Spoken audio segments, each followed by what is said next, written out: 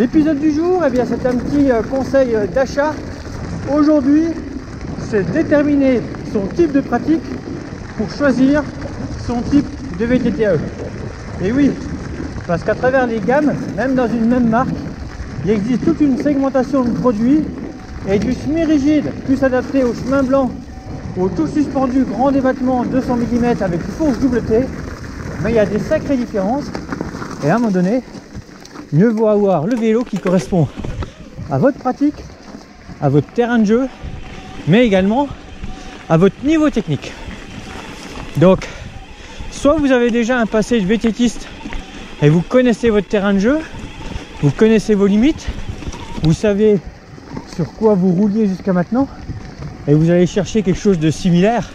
C'est clair que si votre terrain de jeu ne justifie pas un tout suspendu, vous avez toujours roulé en semi-rigide, 26, 27,5 ou 29, vous allez vous tourner vers un semi-rigide 29 pouces. Ça vous permettra d'avoir de l'aide, de l'assistance pour les coups de cul, de pouvoir jouer avec justement les niveaux d'assistance selon votre niveau de forme et votre envie de chrono, et ça sera largement suffisant pour faire les mêmes randos qu'avant, juste plus de plaisir, plus loin, plus longtemps.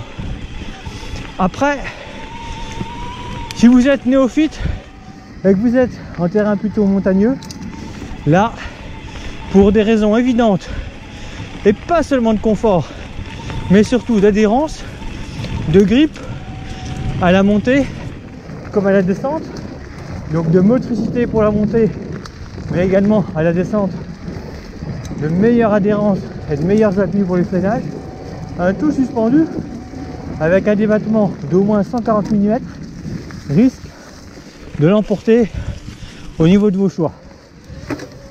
Sur des débattements plus gros, 160, 180, 200 mm, je ne pense pas que ça corresponde à un débutant.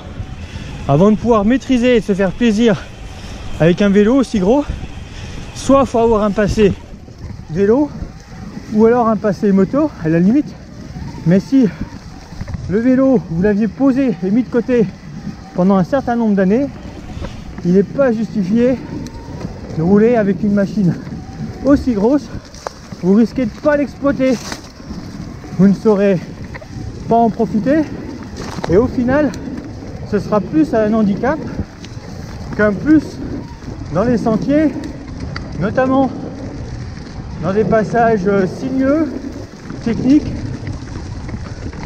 où la mobilité du haut du corps sera moins évidente avec une grosse machine qu'avec une machine plus légère. Donc après, dans l'idéal, c'est toujours de pouvoir tester, de pouvoir essayer. Alors c'est devenu assez compliqué, il y a de moins en moins de machines test dans les magasins, le moindre vélo qui arrive est généralement vendu et du coup très compliqué de se faire une idée, pouvoir comparer entre différentes machines.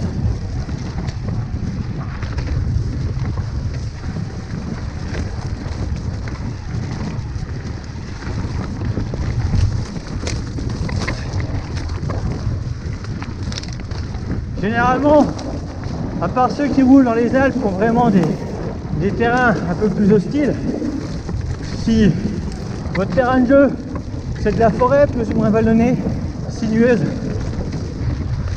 au-delà de 130 mm, c'est vraiment pas utile.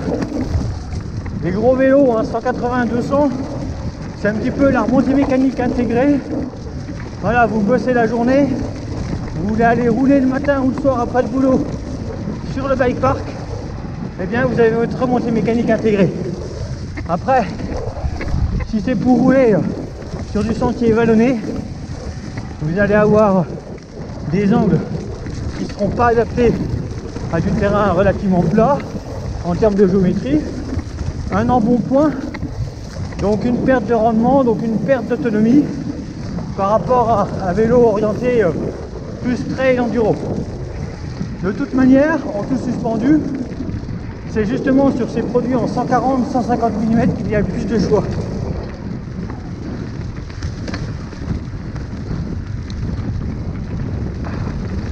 D'ailleurs, en tout suspendu, c'est dans ces débattements 140, 150 voire 160 mm qu'il y a le plus le choix à travers toutes les marques et toutes les gammes.